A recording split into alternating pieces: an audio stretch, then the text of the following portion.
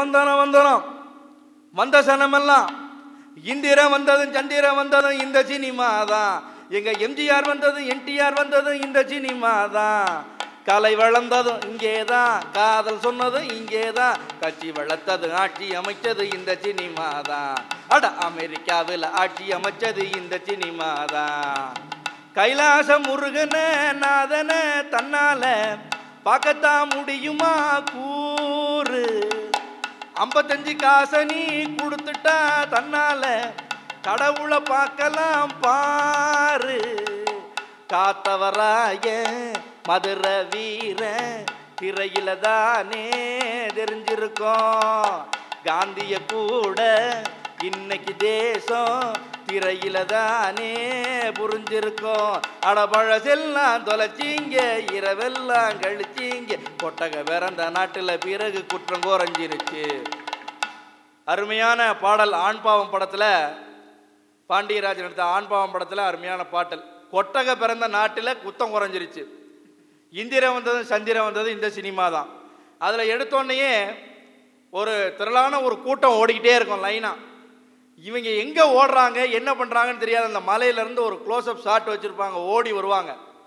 எல்லாம் ஓடி வந்தோடனே மேலதாளத்தோட நாயனத்தோட வி.கே. ராமசாமியை அப்படியே அவரை வந்து இன்வைட் பண்ணி கூட்டிகிட்டு வருவாங்க. அவர் சொல்லுவார், அதில் பாருங்க கண்ணையா, நான் ஒரு கோயிலை கட்டினேன், நீங்கள் யாரும் சாமி கும்பிட வரல. பள்ளிக்கூடத்தை கட்டினேன், நீங்கள் யாரும் படிக்க வரல. குளத்தை வெட்டினேன், நீங்கள் யாரும் குளிக்கவே வரல. ஆனால் சினிமா கொட்டாயை கட்டியிருக்கேன், எல்லாரும் வந்து என்னை வரவேற்கிறீங்க. அதனால தான் தென்னை மட்டையில் போட்ட காசை சினிமா கொட்டாயில் போட்டிருக்கிறேன் அப்படிம்பார். இந்த சினிமா மக்கள் மனதில் எந்த அளவுக்கு தாக்கத்தையும் பாதிப்பையும் உண்டு பண்ணியிருக்குது. இந்த பொங்கல் சிறப்பு பட்டிமன்றம், இந்த பொங்கலின் சிறப்பு உங்களுக்கெல்லாம் தெரியும். 4 நாள் திருவிழா. முதல்ல போகி கொண்டாடுறோம். பழையன கழிதலும் புதியன புகுதலும் தான் போகி. ஒரு படத்தில் வந்து விவேக் சொல்லுவார், ஒரு பெரியவரை தூக்கிட்டு போய் போகிக்காக உள்ளே போட்டு எரிக்கிறாம்பார். அதாவது பிறர் மனதை புண்படுத்துவது போல் பேசுவது அது நகைச்சுவையாகாது. யார் மனதையும் புண்படுத்தாதவாறு பேசுவதுதான் நகைச்சுவை. அடுத்து தை திருநாள். தை முதல் நாள் அறுவடை திருநாள். பொங்கல் திருநாளை நம்முடைய தமிழன் அவ்வளோ அழகாக கொண்டாடுறோம். இயற்கையை நம்ம வணங்குறோம். சூரிய பகவான், சூரியனுக்கு நம்ம வந்து படையல் செலுத்தி சூரியனை கும்பிட்டு இந்த நெல் போகங்களெல்லாம் இவ்வளோ அழகாக விளைஞ்சிருக்குது. எங்களுடைய மக்களுக்கெல்லாம் யாருமே பசியால் கஷ்டப்படக்கூடாதுங்கிறதுக்காக இந்த தை திருநாளில் தை பிறந்தால் வழி பிறக்கும் அப்படிங்கிற மாதிரி சூரியனை வேண்டான். அடுத்த நாள் மாட்டுப்பொங்கல், கணுமாட்டு பொங்கல். இந்த மாட்டு பொங்கல் வந்து எல்லாத்துக்கும் தெரியும். இந்த விவசாயத்துக்கு உதவிய காளைகள், இப்போ டிராக்டர் வந்துருச்சு, இருந்தாலும் மாட்டு பொங்கல் பேர் தான் மாட்டு பொங்கல். எல்லா ஜீவராசிகளுக்கும் அன்று பொங்கல். எல்லா ஜீவராசிகளுக்கும் என்றால் உலகத்திலே இருக்கக்கூடிய அனைத்து ஜீவராசிகளுக்கும் அன்று பொங்கல். இந்த மாட்டுக்கு என்ன சிறப்பு அப்படின்னா, நம்ம வேண்டான்னு ஒதுக்குற எல்லாத்தையும் அது சாப்பிட்டுட்டு நம்மளுக்கு வேணுங்கிற பாலை கொடுக்குது. கோதுமையை சாப்பிட்டுக்கிறோம், தவிட உதைக்கிறோம், தவிடு அது சாப்பிடுது. அது மாதிரி எல்லா தரப்பட்ட மக்களும் பார்த்து ரசித்து விரும்பக்கூடியது திரைப்படம். இங்கே திரைப்படம் பார்க்காதவங்க யாராவது இருக்கீங்களா? நான் திரைப்படமே பார்த்ததில்லை சார் இது வரைக்கும், எனக்கு இதை பற்றி ஒன்றும் தெரியல சார்ன்னு இருக்கீங்களா? அவங்களும் இதை உட்காந்து கேட்கலாம், என்னன்னு தெரிஞ்சுக்கிறதுக்காக. திரைப்படம் பார்த்தவங்களும் உட்காந்து கேட்கலாம், திரைப்படம் பார்க்க போகிறவங்களும் உட்காந்து கேட்கலாம். ஆக இந்த சமுதாயத்திற்கு மிக நல்ல தலைப்பு, அருமையான தலைப்பு. திரைப்படங்கள் சமூக வளர்ச்சிக்கு ஊக்கமே தேக்கமே. இந்த தலைப்பில் பேசுறதுக்கு 2 அணி வந்திருக்கு. இந்த பக்கம் ஒரு அணி, இந்த பக்கம் ஒரு அணி. நீங்கள் மற்ற பட்டிமன்றங்களை பார்த்துட்டு அவங்களுடைய கண்ணோட்டங்கள் உங்களுக்கு இருக்கும். நீங்கள் வந்து தொலைக்காட்சியில் நிறைய பட்டிமன்றம் பார்த்துருங்க. இங்கே நம்மக்கிட்டையும் 3 ராஜா இருக்கிறாங்க. ஒரு ராஜா இல்லை, 3 ராஜா. ஒன்று தங்கராஜா, ஒன்று ராஜசேகர், இன்னொன்று ராஜ பிரியதர்ஷினி. 3 ராஜா இருக்காங்க நம்மக்கிட்ட. பட்டிமண்டபத்தினுடைய மரபு என்னன்னா, அவங்களையும் வந்து நம்ம அறிமுகப்படுத்தணும். யாரோ பேசிட்டு போயிட்டாங்கன்னு இருக்கக்கூடாது. ஊக்கமேங்கிற அணியில பேசுறதுக்காக தங்கராஜ். இவரை உங்களுக்கு எல்லாத்துக்குமே நல்லா தெரியும். நல்ல சமூக சேவகர், தொழிலதிபர், அது மட்டும் இல்லாமல் சிறந்த பேச்சாளர். ஞானசம்பந்தன் பட்டிமன்றம், லோட்டஸ் நியூஸ் நடத்திய அக்குவேர் ஆணிவேர், அது மட்டும் இல்லாமல் கோவை பகுதியில் 25க்கும் மேற்பட்ட பட்டிமன்றங்களில் அருமையாக பேசி சாதனை புரிந்தவர். அவர் ஊக்கமே என்ற அணிக்கு தலைவராக இருக்கிறார். அடுத்து நீங்க பார்க்கலாம், இந்த புடவை கட்டி இருக்கிறதுனால பெரிய மனுஷன் நீங்க நினைக்க வேண்டாம். 12ஆம் வகுப்பு மாணவி காயத்ரி, 12ஆம் வகுப்பு மாணவி காயத்ரி, இவங்களும் ஞானசம்பந்தன் பட்டிமன்றத்தில் பேசியிருக்காங்க. லோட்டஸ் நியூஸ் நடத்திய அக்குவேர் ஆணிவேர் அதில் பேசியிருக்காங்க. மாவட்ட அளவிலான நிறைய பேச்சு போட்டிகள் பேசியிருக்காங்க. குறிப்பாக அவங்க தாய் தந்தையர்களை நம்ம பாராட்டணுங்க. இந்த குழந்தைகளை கூட்டிகிட்டு வந்து +2 படிக்கிற குழந்தைங்க, இந்த குழந்தைகளை கூட்டிகிட்டு வந்து இந்த மாதிரி எக்ஸ்ட்ரா கரிக்குலர் ஆக்டிவிட்டீஸ்க்கெலாம் என்கரேஜ் பண்ணுறாங்க இல்லையா, அதற்காக நான் அவர்களுக்கு ஒரு வணக்கத்தை தெரிவித்துக் கொள்கின்றேன். தங்கவேல் அவர்களுக்கும் அவருடைய மனைவிக்கும் வணக்கத்தை தெரிவித்துக் கொள்கின்றேன். அடுத்து சரவணகுமார், இவர் அரசு கலைக்கல்லூரியில் படிச்சுட்டு இருக்கிறார். மிகச்சிறந்த பேச்சாளர். இவரும் பல பட்டிமன்றங்களில் பேசியிருக்கார். மேட்டுப்பாளையத்தில் நடந்த அக்குவேர் ஆணிவேர் நிகழ்ச்சியில் மிகவும் அற்புதமாக பேசி எல்லாருடைய பாராட்டையும் பெற்றார். மிகவும் பின்தங்கிய கிராமத்திலிருந்து வந்து கடின உழைப்பால் பார்ட் டைமில் வேலை செஞ்சுட்டு இருக்காரு. கடின உழைப்பால் அவரே வேலை செஞ்சு அவரே படிக்கிறாரு. தமிழ் மேலே அவருடைய உள்ள காதல்னால இந்த பட்டிமன்றத்தில் பேசுகிறார். அவருக்கு பாராட்டுக்கள். இந்த பக்கம் தேக்கமே, ஒன்றுமே விளங்கலைங்க, இந்த திரைப்படத்தினால எல்லாமே கெட்டு போச்சுங்க, ஒன்றுமே சரியில்லைங்க, சமூகத்தையே கெடுத்து போடுச்சு, குட்டிச்சவராக்கிருச்சு அப்படின்னு பேசுறதுக்காக வந்திருக்கிறாரு சி ராஜசேகரன் அவர்கள். இவரும் ஒரு தொழிலதிபர், முன்னாள் அரிமா சங்கத்தில் இருந்தவர், பல பட்டிமன்றங்களில் பேசியவர். 15 ஆண்டுகளாக பட்டிமன்றம், லியோனி பட்டிமன்றம், ஞானசம்பந்தன் பட்டிமன்றம், அப்படி போன்ற பெரியவர்களுடைய பட்டிமன்றத்தெல்லாம் பேசி இன்னைக்கு நம்மகிட்ட பேச மிகவும் அருமையான நகைச்சுவையோடு பேசக்கூடிய வல்லவர், கொங்கு தமிழை அருமையாக உச்சரிக்கக்கூடியவர். அவர் தேக்கமே என்ற அணிக்கு தலைவராக அவர் வீட்டிருக்கிறார். அடுத்து ராஜ பிரியதர்ஷினி, அது 12th, இது 10th. அது 12th, இது 10th. இவங்களுடைய பேரண்ட்ஸையும் நான் பாராட்டுறேன். இந்த குழந்தை மிகவும் நன்றாக பேசக்கூடிய குழந்தை. இந்த பண்டிட் நேரு பள்ளியின் மாணவி. அது மட்டுமல்லாமல் கவியரங்கத்தில் நம்ம கலைஞர் தொலைக்காட்சியில் வந்த நிகழ்ச்சியில் போல பல பட்டிமன்ற நிகழ்ச்சிகள், பல பேச்சு போட்டிகள் கலந்து கொண்டு பரிசு வாங்கியவர். மிக சிறந்த பேச்சாளர். இந்த 4 பெரியவர்களையும் தின்றுவிடக்கூடிய ஆற்றல் இந்த 2 பெண்களுக்கும் இருக்கிறது பேச்சிலே. அப்படிப்பட்ட நல்ல பேச்சாளர்கள். அடுத்து 6வதா ஒருத்தர் அறிமுகப்படுத்தணுங்க. முருகனுக்கு 6 முகம். இது தமிழ் முருகன். உணர்ச்சிகரமாக பேசக்கூடியவர் பண்டிட் நேரு பள்ளியின் தமிழாசிரியர். மிகவும் நகைச்சுவையாக பேசக்கூடியவர். லோட்டஸ் நியூஸ் தொலைக்காட்சி, கலைஞர் தொலைக்காட்சியில் நெஞ்சு பொறுக்குதில்லையே, கவியரங்கம், பட்டிமன்றங்கள் போல பல மேடைகளில் பேசியவர், நகைச்சுவையோடு பேசக்கூடியவர். அடுத்து முக்கியமாக ஒருத்தரை உங்களை கொஞ்சம் தூங்க விடாமல் பண்ணுங்கிறதுக்காக தவில் வித்வான் ஈச்சனாரி முருகேசன் அவர்கள். அவர் முறைப்படி இசைக்கல்லூரியில் முறைப்படி சங்கீதம் கற்றுக்கிட்டு தவில் கற்றுக்கிட்டவர். அவரும் நம்மளோடு இணைந்திருக்கிறார். அவருக்கும் நம்முடைய பாராட்டுக்கள். நேரம் சென்று கொண்டே இருக்கிறது. அணிகளை பேச அழைக்கலாம். திரைப்படங்களால் சமூக வளர்ச்சிக்கு ஊக்கமே என்று தன் கருத்தை பதிவு செய்ய வருகிறார் தங்கராஜ் அவர்கள். வாங்க, பதிவு பண்ணுங்க. தாயை போற்றி வணங்கக்கூடிய ஒரு அற்புதமான பாடலை படைத்து கொடுத்த இந்த திரைப்படத்திற்கே எனது முதல் வணக்கம். நல்லதொரு பட்டிமன்றத்திற்கு நடுவை பொறுப்பேற்றுள்ள கின்னஸ் சாதனையாளர், புலவர், கவிஞர், பாடகர் இளங்கவி பாண்டியன் ஐயா அவர்களுக்கு அடுத்த வணக்கத்தை உரித்தாக்கிக் கொள்கின்றேன். என்னையொட்டி பேச வந்திருக்கும் எனது அணியினருக்கு அதுக்கு அடுத்த வணக்கத்தை உரித்தாக்கி கொண்டு இந்த அற்புதமான பட்டிமன்றத்தை இங்கே நடத்த ஏற்பாடு செய்து கொடுத்த கோவை சிட்கோ லயன்ஸ் கிளப் அங்கத்தினர் அனைவருக்கும் அடுத்த வணக்கத்தை சொல்லிட்டு, பொய்யையே தங்களது வாதங்களாக இங்கே கொடுக்க வந்திருக்கக்கூடிய எதிரணியினருக்கு போனா போகுதுன்னு அவங்களுக்கு ஒரு சலாமா போட்டுட்டு,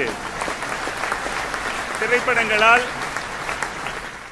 ஊக்கமே சமுதாய வளர்ச்சிக்கு ஏற்படுகிறது என்பதை இங்கே உறக்க உங்கள் முன்னே பேச வந்திருக்கின்றேன்.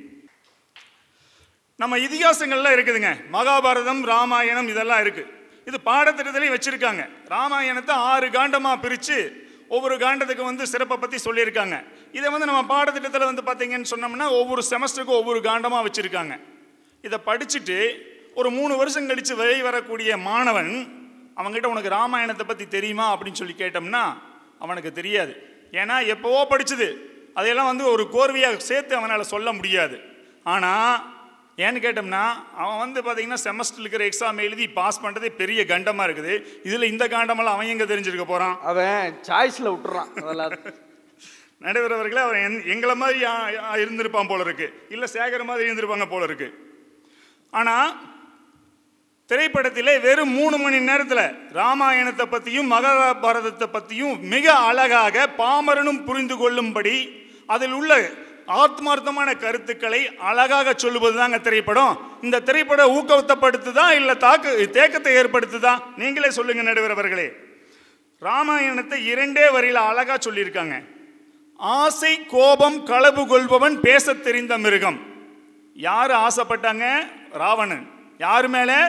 சீதா மேலே. சீதா வேற ஆசைப்பட்டான், கடத்திட்டு போனான், மிகப்பெரிய பழிபாதக செயலை செய்தான். ஆசை கோபம் களவு நம்மள்கிட்ட இருந்தால் நம்ம வேற யாரும் கிடையாது, ராவணன் தான்.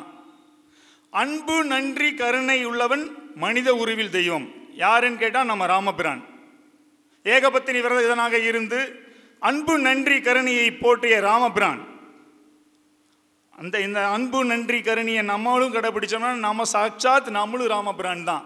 2 வரியில் அழகா சொல்லியிருக்காங்க. இல்லை, அதே பாட்டில் தான் சொல்கிறான், பூனையில் சைவம் கிடையாது, ஆண்களில் ராமன் கிடையாதுன்னு. ஐயா, அதெல்லாம் இந்த காலத்தில் சொல்லக்கூடியது ஐயா. ஏன் இந்த எதிரணியில் உட்கார்ந்துட்டு இருக்காரே நம்ம முருகன், அவரை சாதாரணமாக நினச்சிக்காதீங்க. அவர் ஒரு படத்தை 20 முறை பார்ப்பார். ஏன்னு கேட்டோம்னா, அப்படி நான் கேட்டேன் அவர்கிட்ட, அண்ணா முருகன்னா என்னென்னா இப்படி ஒரு படத்தை போய் 20 டைம் பார்க்குறீங்களே, அப்படி என்னென்னா இந்த படத்தில் இருக்குது அப்படின்னு. அதில் ஒரு காட்சி ஒன்று வருதுங்க, அதுக்காகத்தான் 20 டைம் பார்த்தேன் அப்படின்னாரு. அப்படி என்னையா காட்சி எனக்கு தெரியலையே அப்படின்னாரு.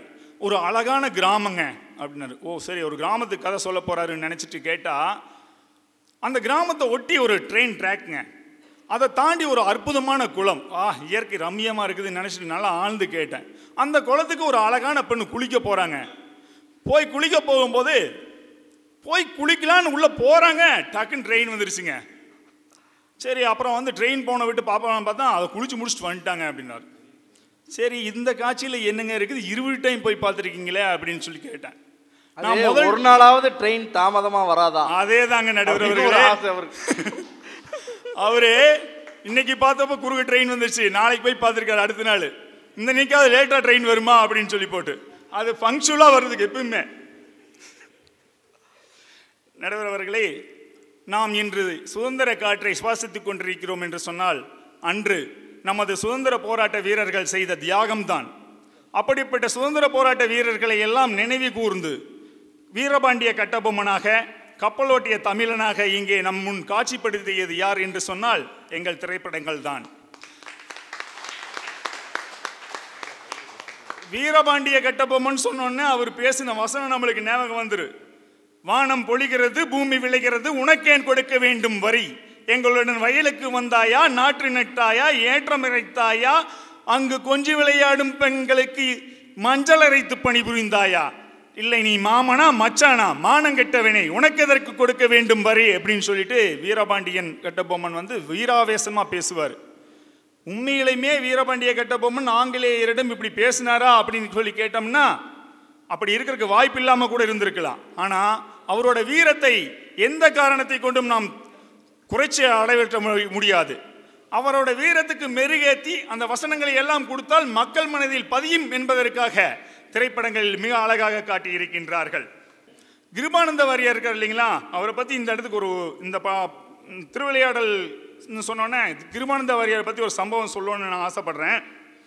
கிருபானந்த வாரியார் அவரோட சொற்பொழிவு நடத்திட்டு இருக்கும்போது ஒவ்வொருத்தரையும் கூப்பிட்டு ஒரு கேள்வி கேட்பாங்க. அப்போ ஒரு குழந்தைய கூப்பிட்டு திருவிளையாடல் பார்த்துருக்கியாப்பா அப்படின்னு கேட்டாங்க. பார்த்துருக்கேன் அப்படின்னாங்க. அதில் முருகனோட அப்பாவா வருவார்ல, அவர் யாரு அப்படின்னு கேட்டாங்க. அந்த குழந்தை சொல்லிச்சு சிவாஜி அப்படின்னு. உடனே கூடி இருந்தவங்க சிரிக்கிறாங்க. அது வந்துங்க தங்கராஜ் ஐயா, அது கிருபானந்த வாரியார் சொற்பொழிவு நடந்துகிட்டு இருக்குங்க. நடந்துகிட்டு இருக்கிற போது அவர் என்ன பண்ணுவார்னா, சொற்பொழிவு கடையில் கேள்வி கேட்பார். ஏன்னா எல்லாரும் தூங்கி போயிடக்கூடாது இல்லையா, அதுக்காக யாரை வேணாலும் கூப்பிட்டு கேட்பார். அவர் அந்த டைமில் திருவிளையாடல் வந்த சமயம் முருகனோட அப்பா யாருன்னு கேட்குறாரு. ஒரு சின்ன பிள்ளை எழுந்திரிச்சு சிவாஜின்றுச்சு. சிவாஜின்னு சொன்னோன்னா இவர் அந்த சின்ன பிள்ளையை கூப்பிட்டு ஒரு சாக்லேட்டை கொடுத்துட்றாரு. என்னடா அந்த பிள்ளை சிவாஜிங்குது, இவர் கூப்பிட்டு சாக்லேட் கொடுக்குறாரு. என்னொன்னே அவர் சொல்கிறாரு, காந்தி நேருவை மரியாதையாக காந்திஜி நேருஜிங்கிறோம், அது மாதிரி இந்த பையன் சிவனை சிவாஜி. இப்படி நிறைய கருத்துக்களை அற்புதமான முறையிலே திரைப்படங்கள் நமக்கு சொல்லியிருக்கின்றன. அவை நமக்கு ஊக்கத்தை கொடுக்கின்றன என்று கூறி எனது முதல் சுற்று விவாதத்தை இங்கே பதிவு செய்து விடைபெறுகின்றேன். நன்றி. அருமையா தங்கராஜ் அண்ணன் நல்லா வெடி கொளுத்தி போட்டு போயிருக்கார்.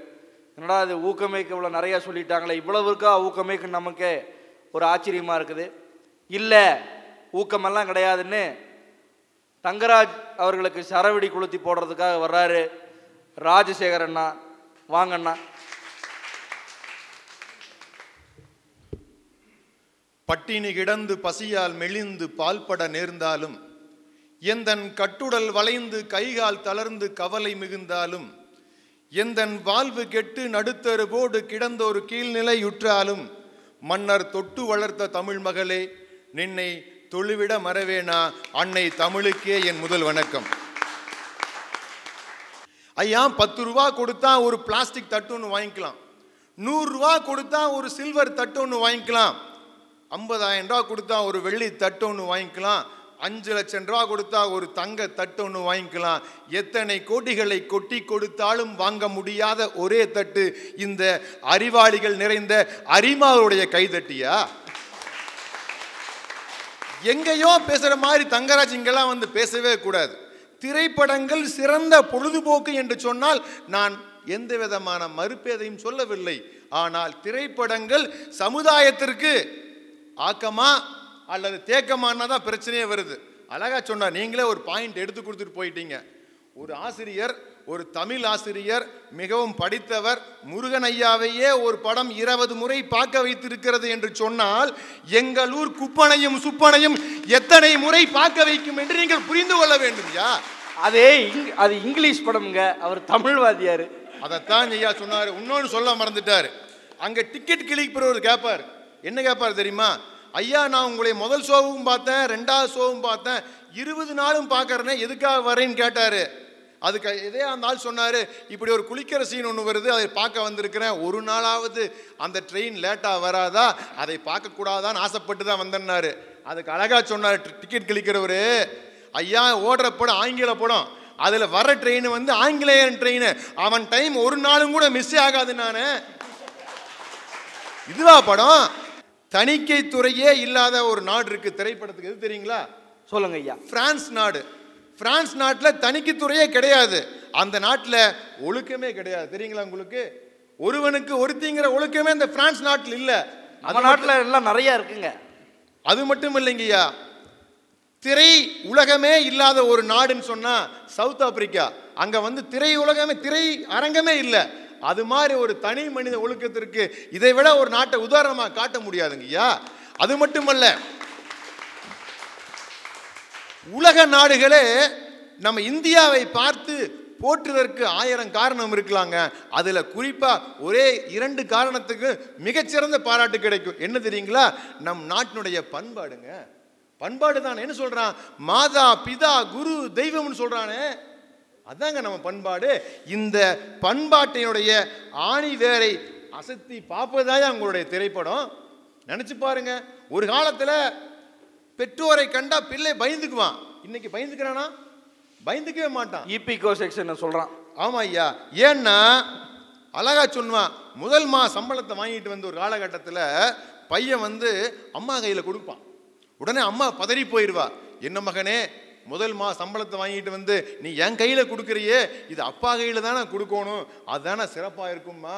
அதுக்கு பையன் அழகா சொல்லுவான் பாருங்க, என்னம்மா இப்படி சொல்லிட்ட, இன்றைக்கு நான் இந்த உலகத்தை பார்க்கிறேன்னு சொன்னா என்னுடைய 2 கால்களும் அப்பாவினுடைய தோள்கள் மீது இல்லாம இருக்குது.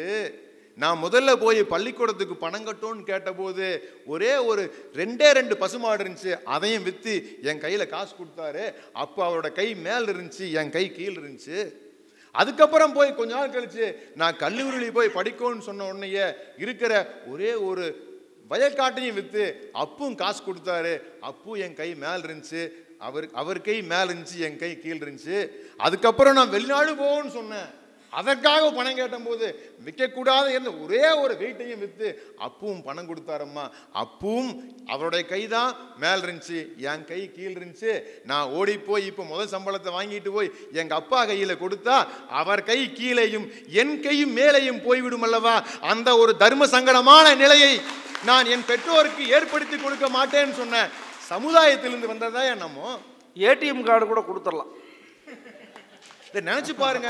அடுத்து சொன்னீங்களே திரையுலகம் சொன்னீங்களே, ஏதாச்சும் ஒரு திரைப்படத்திலேயாவது ஆசிரியரை கிண்டல் செய்யாத ஒரு திரைப்படம் உங்களோட காட்ட முடியுமா? நாங்கெல்லாம் நொந்து போயிருக்கோம் ஆசிரியர்கள் எல்லாம். நினைச்சு பாருங்க, எந்த படம் எடுத்தாலும் எந்த முதல்ல எப்படி நம்ம பண்பாடு எப்படி, அவன் எவ்வளவு பெரிய ராஜகுமாரனா இருந்தாலும் கூட அந்த மாளிகையை துறந்து விட்டு குருமார்களுக்கு இடத்துக்கு போய் காடு மலையெல்லாம் கடந்து போய் அந்த குருவுக்கு பணிவிடை செய்து அவன் கல்வி கொடுக்கிற கல்வியை கொண்டு வந்தான். அதுதான் நம்ம பண்பாடு. இன்னைக்கு என்னாச்சு, ஒரு எந்த பையனை வகுப்பறையில் திருத்தவே முடியல.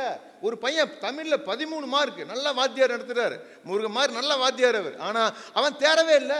முருகன் ஐயா மாதிரி நல்ல தமிழ் வாத்தியார், அவன் 13 மார்க் மேல எடுக்கவே இல்லை. என்னாச்சுன்னா அவனை அப்படி தலைகளா கட்டி தொங்க விட்டாச்சு. சொல்லிட்டாரு, என்ன அடிக்க முடியல, கூப்பிடு பியூன் துரை அப்படின்னு சொல்லிட்டு பியூன் துரை வந்துட்டார். நல்லா கட்டி தலைகளாக கட்டி இந்த மலையூர் மம்முட்டியால தொங்குவான் இல்லைங்களா, அது மாதிரி ஆடுறான் ஐயா. அப்போ அவன் சிரிக்கிறான், சிரிக்கிறான். வாத்தியார் கேட்டா, டே நான் மாற்றி பியூன் மாற்றி இந்த போடு போடுறமே உனக்கு இப்போ புத்தி வரலையே சிரிக்கிறியன்னு கேட்டா, அதுக்கு அவன் சொல்கிறான், சார் நான் என்னை நினைச்சு சிரிக்கிறீங்க சார், 13 மார்க் வாங்கின என்னையவே இப்படி புரட்டி எடுக்கிறீங்களே, பின்னாடி 3 மார்க் வாங்கின முனுசாமி வந்துட்டு இருக்கிறான், அவனை என்ன பாடுபடுத்த போறீங்க கேட்குறான் நடுவர்களே. இது மட்டும் ஏதாச்சும் பையனை திட்ட முடியுமா? ஒரு அம்மா கேட்டுட்டே, மாதவா உன்னை நினைக்கும் போது 10 மாசம் சுமந்த பெத்த வயிறு 10 எரியுதுரா, நீ இப்படி பண்றது நியாயமானா? உன்ன பையன் கேட்குறான், நீ எங்கம்மா பெத்த, ஆப்ரேஷன் பண்ணித்தானே எடுத்தாங்க அப்படிங்கிறான். அதுவும் கூட பரவாயில்லையா, நீ சுமந்தது சாதனைன்னு சொல்றியாமா? நான் அந்த டார்க் ரூம்ல இருந்தனே அது சாதனை இல்லையா? அந்த டார்க் ரூம்ல ஒரு லைட் உண்டா, ஒரு டிவி உண்டா, கடைசிக்கு ஒரு சூரியன் எஃப்எம் தான் உண்டாமா? கேட்கிறான் இல்லையா நீங்க சொல்ல நிலைமை? அது அவன் மகன் கேட்பான்.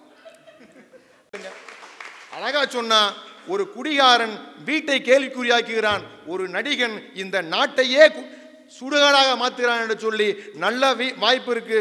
நன்றி கூறி விடைபெறுகிறேன். நன்றி, வணக்கம். அருமையான சரவெடியை கொளுத்தி போட்டிருக்கார், நகைச்சுவையோடு அருமையாக கொளுத்தி போட்டிருக்கார்.